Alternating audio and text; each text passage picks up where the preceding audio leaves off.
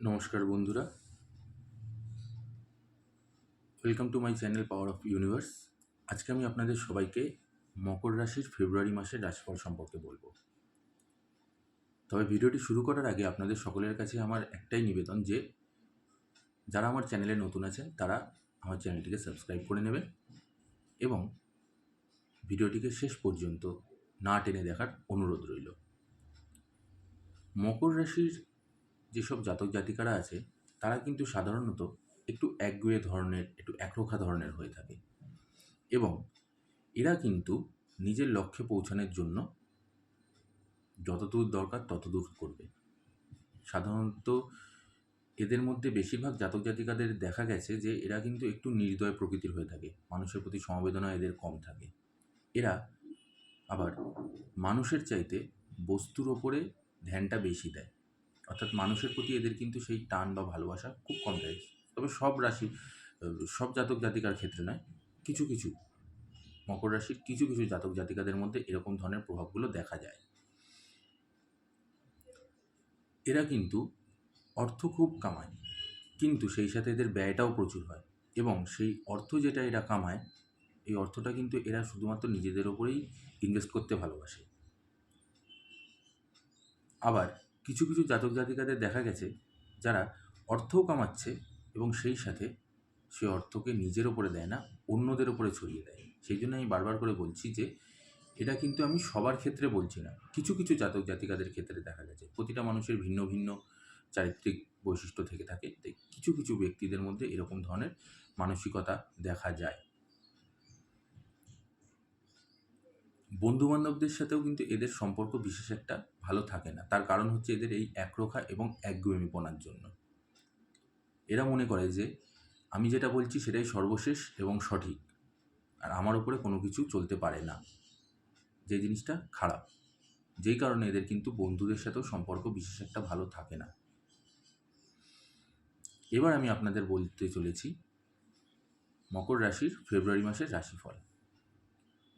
এই মাসটা আপনাদের খুবই ভালো যাবে, আত্মীয় স্বজন বন্ধু বান্ধব সবার সাথেই।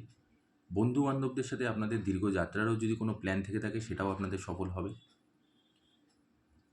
চাকরিজীবীদের জন্য আপনাদের প্রমোশনের একটা দিক লক্ষ্য করা যাচ্ছে। ব্যবসাতেও যারা ব্যবসায়ী আছেন তাদেরও প্রচুর লাভ হওয়ার সম্ভাবনা রয়েছে। তবে আয়ের থেকে কিন্তু এই মাসে ব্যয়ের সম্ভাবনাও দেখা যাচ্ছে। সুতরাং আননেসেসারি বা অপ্রয়োজনীয় কোনো জিনিস যেইগুলো এই মুহূর্তে না হলেও চলবে সেই জিনিসগুলো ক্রয় করার চেষ্টা করবেন না। তাতে আপনাদের আর্থিক ক্ষতি হবে এবং পরবর্তী সময় আপনাকে চিন্তায় বসতে হবে যে কেন আমি এই জিনিসটা এখন কিনতে গেলাম, আমার হাতে এখন টাকা নেই। এই দিকটা একটু বিবেচনা করবেন। যারা শিক্ষার্থী আছে তাদের জন্য এই মাসটা খুবই ভালো, অনুকূলে যাবে।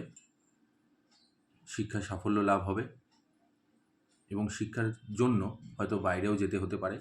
যাদের এরকমও কোনো পরিকল্পনা চলছে তারা নির্দ্বিধায় যেতে পারেন, সাফল্য লাভ হবে।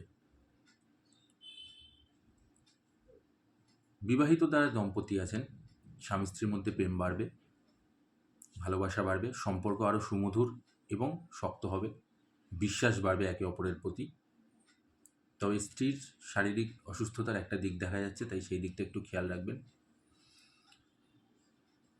যারা প্রেম সম্পর্কের মধ্যে আছেন তাদের এই মাসটা আপনারা একে অপরের প্রেমে ভাসবেন, অর্থাৎ এই মাসটা আপনাদের জন্য খুব রোম্যান্টিক মাস হিসাবে পরিচয় পেতে চলেছে। আপনারা একে অপরের সাথে ঘুরতে যেতে পারেন, একে অপরকে অনেক সময় দেবেন। এই মাসটা আপনাদের জন্য খুবই অনুকূল হবে। স্বাস্থ্যের দিক থেকে দেখতে গেলে আপনাদের কিন্তু গ্যাস্ট্রিক বা লিভারজনিত কোনো রোগের একটা সমস্যা দেখা দিচ্ছে। তবে পুরনো যদি কোনো রকম আপনাদের ব্যাধি থেকে থাকে সেটা এই মাসে আপনাদের সম্পূর্ণভাবে রিকভার করে যাবে। যারা ওষুধ খাচ্ছেন অনেক দিন ধরে ভাবছেন ঠিক হচ্ছে না, কিন্তু এই মাসে কিন্তু আপনাদের সেই রোগটা সেরে যাওয়ার সম্ভাবনা রয়েছে। কিন্তু সেই সাথে আবার যারা বাইরের খাবার অতিরিক্ত খাচ্ছেন বা তেল ঝাল মশলা অতিরিক্ত খাচ্ছেন তাদের জন্য বলছি গ্যাস্ট্রিক বা লিভারজনিত রোগও কিন্তু আপনাদের দেখা দেবে। তাই খাবার দাবারের ওপর কিন্তু একটা কন্ট্রোল রাখতে হবে, নতুবা আপনাদের কিন্তু আবার শারীরিক অসুস্থতা দেখা দিচ্ছে। পিতার স্বাস্থ্য নিয়ে একটু চিন্তার বিষয় আছে, তবে খুব বেশি নয়। পিতার শরীর মোটামুটি ভালোই থাকবে, তবে একটু খারাপ দেখা যাচ্ছে, একটু পিতার দিকে ধ্যান দেবেন। পারিবারিক সম্পর্কও আপনাদের খুব ভালো চলবে, খুব ভালো থাকবে। আত্মীয় স্বজন, বন্ধুবান্ধব সবার সাথেই আপনাদের সম্পর্ক ভালো থাকবে। সবাইকে নিয়ে আপনারা এগিয়ে চলবেন। কিন্তু আমি আবারও বলছি যে আপনাদের মধ্যে যাদের যাদের এই একরোখা ভাব বা একগুঁয়েমি ভাব, সেটাকে কিন্তু একটু কন্ট্রোলে আনতে হবে, নতুবা এই কারণে কিন্তু আপনাদের যথেষ্ট ঝামেলা পোহাতে হতে পারে। আশা করছি আপনাদের ভিডিওটি ভালো লেগেছে। ভিডিওটি ভালো লাগলে অবশ্যই লাইক আর কমেন্ট করে জানাবেন।